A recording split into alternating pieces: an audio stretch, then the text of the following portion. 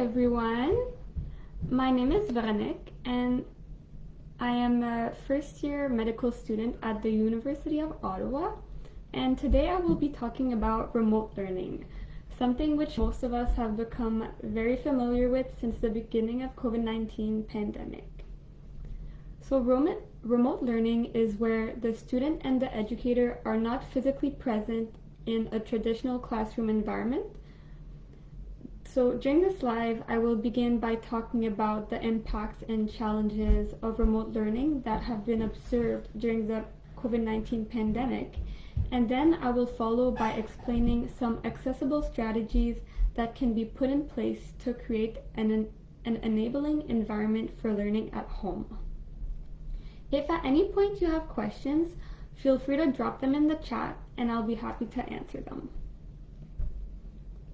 So before we begin, I wanted to point out that when I initially prepared this live, we were going through the Omicron wave and school was remote. We're now lucky to be back in person and hopefully this was the last wave. However, these strategies to create a great learning environment can be useful when your kid is doing homework or when there's a snow day. And if ever we have to go back to remote learning, which fingers crossed we won't, these strategies will already be in place. So let's begin by adding a bit of context to remote learning. During the pandemic, around 200 countries shut down schools and 1 billion children were pulled out of classrooms. The sudden shift to virtual school altered the daily lives of students, parents, and educators. In this presentation, I will mostly be talking about strategies to help kids learn at home, but they will also make your lives as parents much easier. So let's dive in.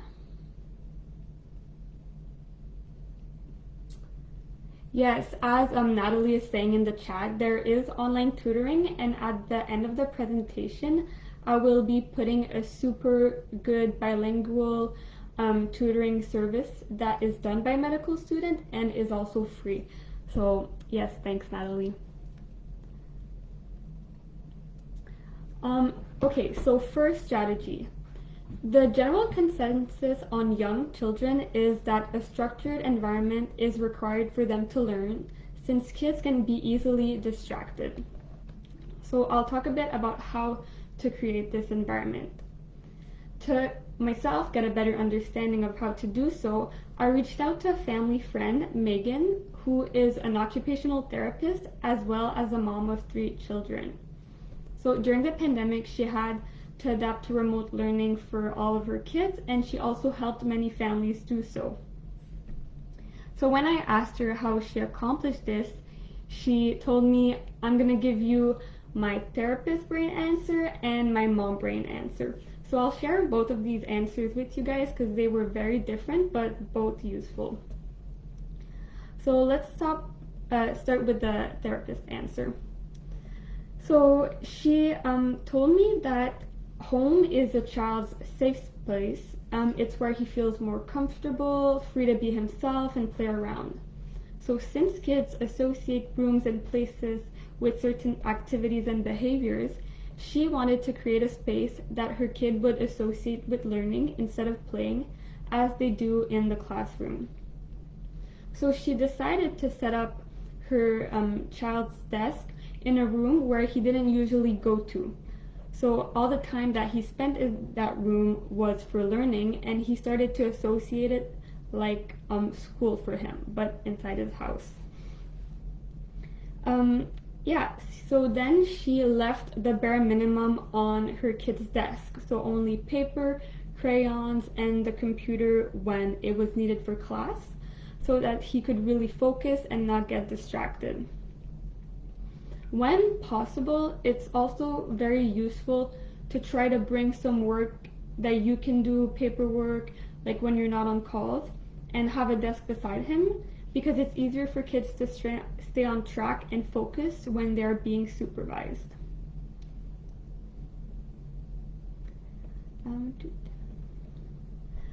So now let's get to her mom brain answer. She told me that She tries to create a stress-free environment as much as possible.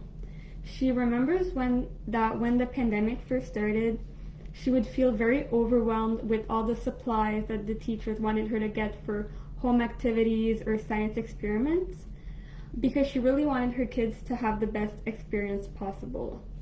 But she realized quickly that when you're stressed, your kids are also very stressed because they're good at picking up on verbal cues.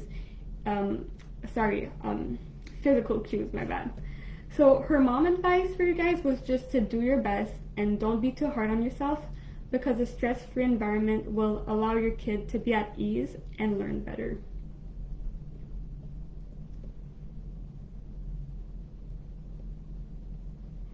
Yeah, I was very happy that she was she agreed to share some tips, because I felt it was very different than from just reading information online, to have like real contact and do a little interview with Megan. So I was very happy that she agreed.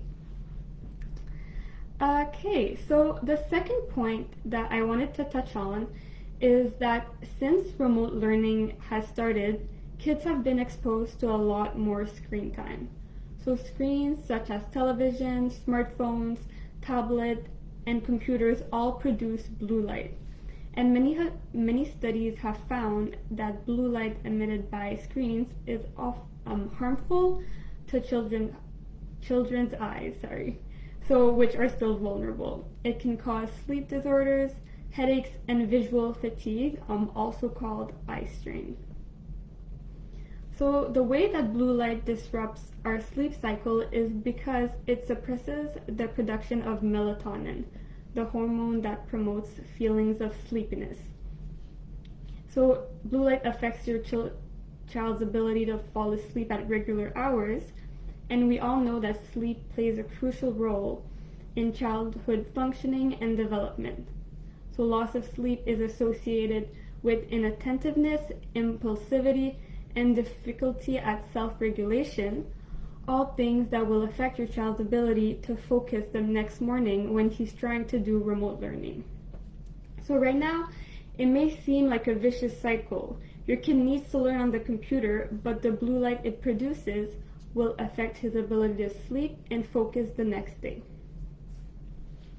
However, there are many ways to minimize exposure to blue light, and this is what I would like to share with you. So first, it's important to set a technology curfew. Since your child has been on the iPad or computer all day for school, it's important that he doesn't spend too much more time in the evening looking at it.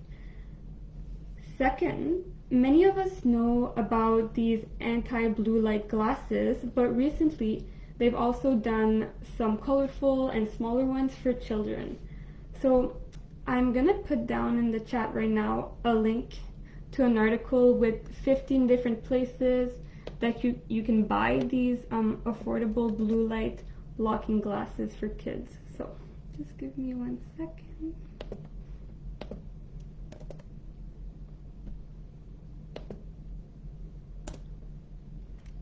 So yes, but however, I know that it can be difficult to convince a kid who's never worn glasses to start wearing them suddenly, or even harder and pricier for a kid who already has prescription glasses to get blue light. So I'm going to share with you another option, which I think is the easiest one and it's as efficient, and it's to directly alter the settings on your electric devices.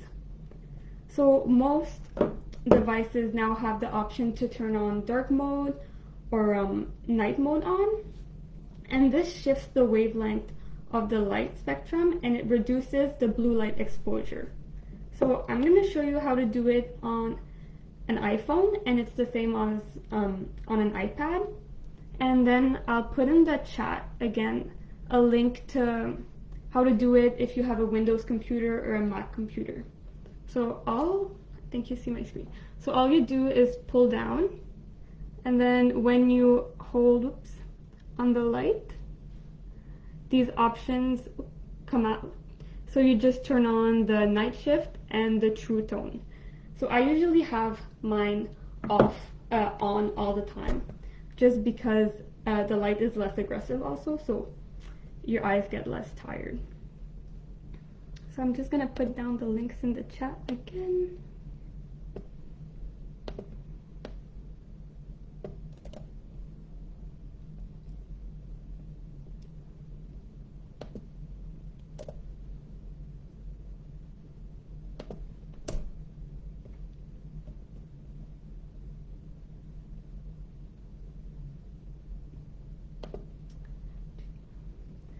Okay, and now I mentioned quickly at the beginning that looking at a screen can also cause eye strain.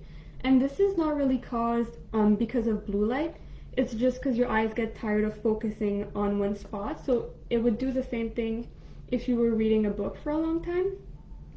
So a method to teach your kids to reduce that is the 20-20-20 method. So every 20 minutes, you encourage your kid to look up from the screen for 20 seconds. So you tell them to blink 5 to 10 times and try to look at something that's approximately 20 feet away. So if he's in a room, try to look across the room, or if there's a window, maybe look at the neighbor's backyard. You just want to relax your eyes and not focus on something that is really close to your face.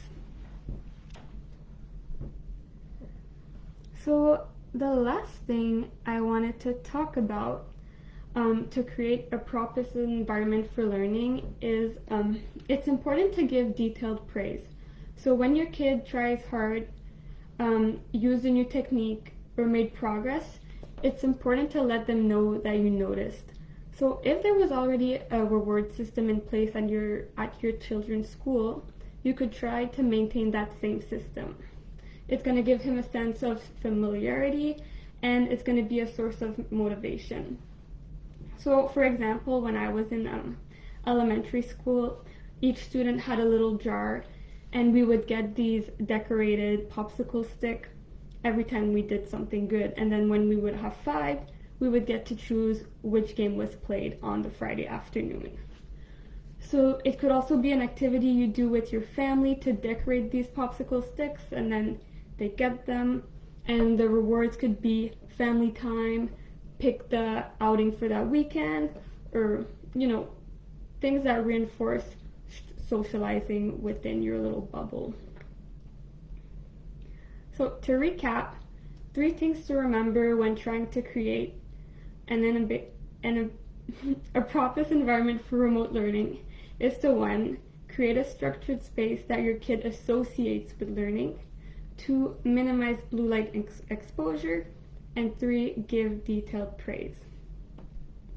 So I kind of briefly went over this at the beginning of the presentation because of Natalie's comment, but I know that during this presentation I mostly focus on strategies for younger kids, but I'm aware that for older kids in high school or first year university, when school started to be online, it became kind of harder to get some one-on-one times with the teacher when you didn't understand the subject.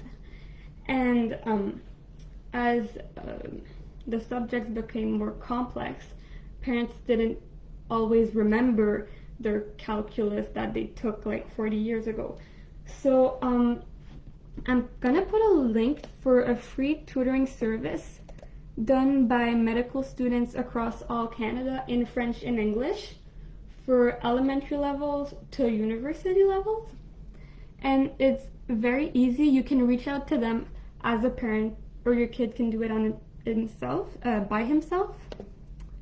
And you just fill out the Google form, and they're gonna come back to you as soon as they can with a tutor that can help him. And it's all online, so this kind of facilitates things with the situation right now. So I'm just gonna go over some comments in the chat before I finish off, because there was some and I didn't get to see them.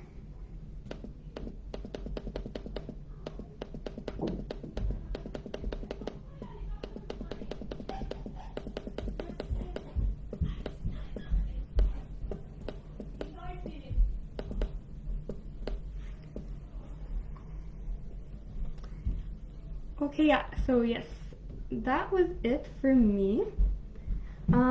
If anyone has questions, you can put them in the comments right now. Or if you don't have any questions at the moment or are watching this video later, as I said last time during my first live, I will be coming back to the comments this week and next week and probably for the following month, just to see if there's new questions, and I'll be happy to answer them. So have a good night, everyone. I hope this was useful.